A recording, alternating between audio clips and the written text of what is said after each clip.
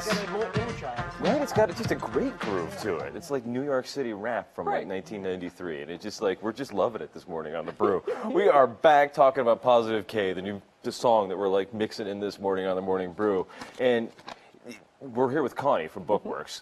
30 years in business. Yep. That's amazing. And David Thurlo, an author, and you are putting out your 84th book today. 30 years in the business. That's excellent. That's excellent. Yeah. It's Grave Consequences. It comes out. This is your only copy. Yes.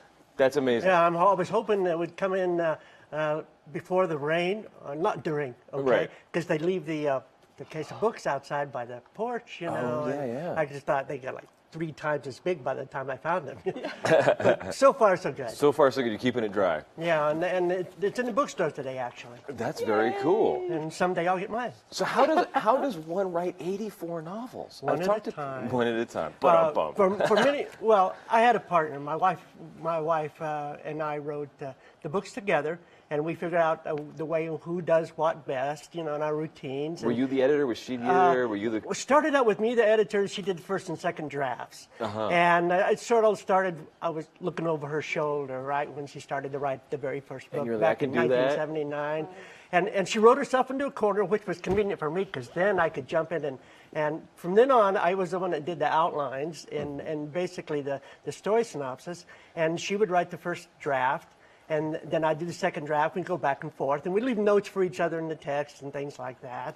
And we really got to be a good team. That's very cool. And did you write this one on your own? I know actually, she passed last year. Yes, she did. The books that have my name first, I do the first several drafts on. Oh. And we were just starting the new series. This is the second book in the series, the Charlie Henry series. And I worked on those first couple drafts, and she edited and back and forth. But this has got my voice in it, and those books that had her name first was more her voice. And sort of, it was like a 60-40, and then it became a 40-60. And now I'm actually starting on the third book in the series, which is called Rob Thy Neighbor, and that's going to be out next year. Excellent. And this one, Grave Consequences is the title. And it sounds like a thriller? It's sort of a mystery thriller. Actually, it's probably more thriller than mystery, although there's a lot of mystery elements in it, because most of all we've written have been mysteries. That's very cool. And the difference is it depends on how much the reader knows. You know, in a mystery, the reader doesn't really know who's behind it. Sometimes in a thriller, you get the bad guy's characterization in there. But this is a little bit of dramatic irony in there to give somebody some ideas. It's sort of like what part of the book in the bookstore shelf it's on, depending on you know, mystery here, romance here, thriller there. You know. So, Connie, how many of David's books do you guys have at Bookworks? You know, all 84? Well, maybe not all 84, maybe 83. We try and keep a good stock in because people still come in. People come in from out of town and want his books and their books. And so, yeah, we do try and keep a good stock. And that's part of the wonder of being local is keeping the local authors on our shelves. Right. How many people come in? I know you have the local author section. Right. It keeps growing every time I go to the store. Yes. How many local authors do you have? I mean, I know more than 100, more than 200. I mean, it seems like there are a ton. I know we have Carolyn Meyer's new book here. And before the show, we were talking about a ton of our friends who are local authors, too. Right. Oh, you know, let's go with 200.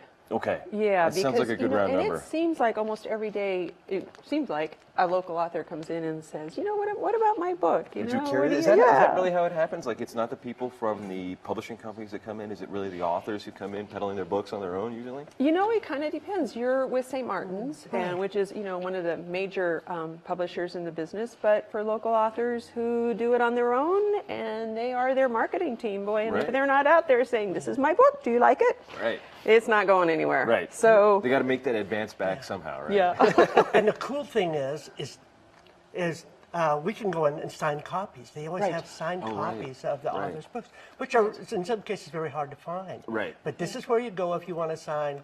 And I'll get a call saying, hey, somebody wants a signed book and maybe personalized, and I'll go down, drive down, and sign a few books. You live 10 minutes away. It's not too hard. Oh, yeah. Right? Yeah. Well, 35, 25 miles an hour. It takes a while, you know. Gotta go all the way down the boulevard from Corrales, It's a nice drive, though. It's worth just driving there. Right. It is a nice place. Right. Well, you know, it must be hard and different to be a local bookstore. I mean, the business has changed a lot over the last 30 years. Am I right? Mm-hmm.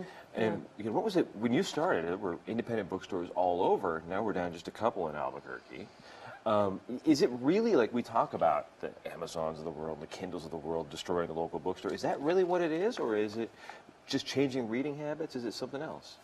You know, Nancy Rutland started the store 30 years ago. I've been there about 15, and it has changed a lot just since then. But there's also just that wonderful core. She had the brilliance of being in a neighborhood, and we've watched families grow, and family have watched us grow. Right. And it was one little suite when we started. I'm one of those, yeah. When I was a kid, I grew up not too far from there. When Penny Smith's was still there. Right. Penny Smith had toys and all that stuff. Yes. And they had the sticker club. And the sticker club was in the suite where you guys are now, next to what was then a Circle K. Yeah, it's now the Flying Star. It used to be a Circle K. And the sticker club had these rolls of stickers, and you could peel them off and tear one off, and go in with my sister, and my mom would buy some stickers for us, and like every 8th sticker you got one free or something, and it was always a big deal, and that extra sticker was a big one to choose, you know. And when you're 6 years old at Penny Smith, it was great fun. And then Bookworks came in, and we were getting to the age, 8, 9, 10 years old, and I think I bought, several books. The young adult fiction stuff back in the day from Bookworks growing up. Yeah. And I think I've seen the store grow like you guys probably saw me grow, and my sister and everyone else. Yeah, and it's so wonderful. And so it's that real sense of community. And we try and put as much as we can back into the community, going to schools, having local authors and that sort of thing. But the community also gives back to us and, comes to our events. And we had a young man and his co-writer in the other day, and he had gone to the academy, and there were people all over the store who had come for him and to see him and the co-author, and it was so wonderful. And he put on a performance. I mean, it wasn't just reading part of his book, which is also wonderful, but he just did this wonderful performance, and I just thought, this is so cool. And his mom and aunt and uncle, and, the whole family. all kinds of people were there. And so that's it. It's this coming together on so many levels and really sharing lives. And I think that's what's really important about local bookstores. And I'm going to bring the sticker club back somehow. I work on the children's side. That would be awesome. I'm always doing children's programming and story time and things like that. And so, I'm going to work that in for summer. Yeah. You heard it here on the Brew that we're going to have the sticker club back. That would be excellent. I love it. And so this book comes out today. Right. And you're going to be doing some talking on that too, right? You're going to be doing some readings and things coming up? Yes. Where are you going to be doing that? And where can we see it? We're going to be at Bookworks at 3 p.m. on Independent Bookstores Day. Right. That's this weekend. Right, May 2nd. Be doing some reading and answering questions and meeting with readers that have been coming there to see us and to see me for 20 years. That's very cool. So what was your first book, and how hard was it to get that first book done? It was one of those that started out on legal yellow sheets, handwritten. Oh, yeah. And my wife was she started it on her own, and she wrote herself into a corner. Did she want to be a writer? Did you want to be a writer, or did you have other jobs? Well, I was a full-time teacher. I taught in APS in the North Valley for 25 years. Wow. But about the last 15 of those, I was also co-writing. And she started out, and she wrote herself in a corner, and I kind of wanted to get involved, and he said, yeah, okay, you be my editor. And so we finally worked out a system where we could work together. I did basically the story idea. She did the characterization and dialogue. That's where her talents lie. I did descriptions and action scenes and things like that. Did you think, wow, this is a book we can get published and sell copies and make a career out of, or were you just like, it was just a wild hair? Well, it was something that if we didn't sell this book, that was it. And we had, at the time, we had 68 rejections before we finally sold the book to a publisher. And when I look over time, I was thinking back, is that we've been rejected probably 200 times. And there are a lot of writers that after they get rejected 3 or 4 times, they just give up or quit. Right. And but we've been accepted 83 times, about 84 times now.